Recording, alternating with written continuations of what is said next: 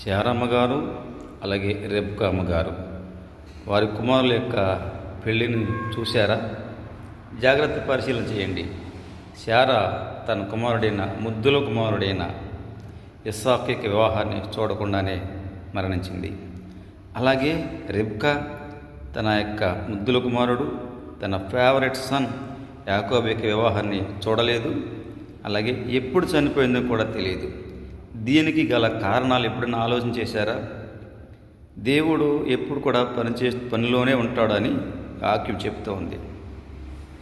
మనము ఇష్టం వచ్చినట్లుగా జీవిస్తే దేవుడు ఊరుకోడు. తన మార్గంలో మనల్ని నడిపిస్తాడు. దానికి మనం లోబడినప్పుడే దీవించబడతాం.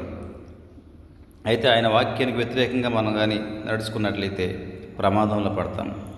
శారమ్మ గారు తొందరపడి హాగరుని అబ్రహాంకి అప్పగించింది. ఆ కారణం ఒకటి. అయితే ఆ తర్వాత ఇస్సాకుకి రెబ్కాను పెళ్లి చేశారు. మరి రెబ్కాకు పెళ్లి చేసిన తర్వాత వీళ్ళిద్దరికి కూడా పిల్లలు త్వరగా పుట్టలేదు.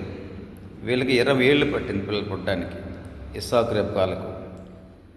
అప్పుడు ఏం చేసి ఉండే ఒకవేళ శారమ్మ గారు బతికిగా ఉండుంటే ఆలోచించండి. శారమ్మ గారు తొందరపాటు మనిషి.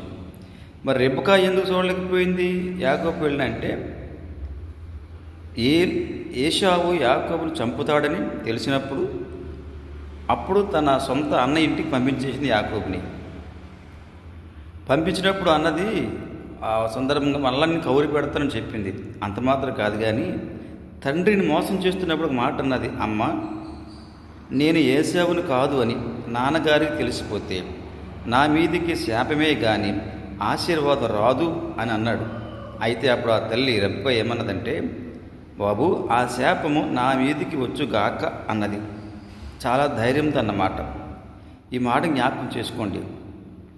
జీవ మరణములు నాలుక వశములు ఉన్నవని మనకు తెలుసు. ఈ రెబ్కా అమ్మగారు ఎప్పుడు చనిపోయారో కూడా తెలియదు. 20 ఏళ్ళ తర్వాత యాకోబు తిరిగి వచ్చేటప్పటికి తండ్రి మిగిలి ఉన్నాడు, కానీ రెబ్కా అమ్మగారు లేరు. ఈవెన్ యాకోబు పెళ్లి కూడా చూడలేకపోయింది. కాబట్టి మనం జాగ్రత్తగా ఉందాం. Thank you.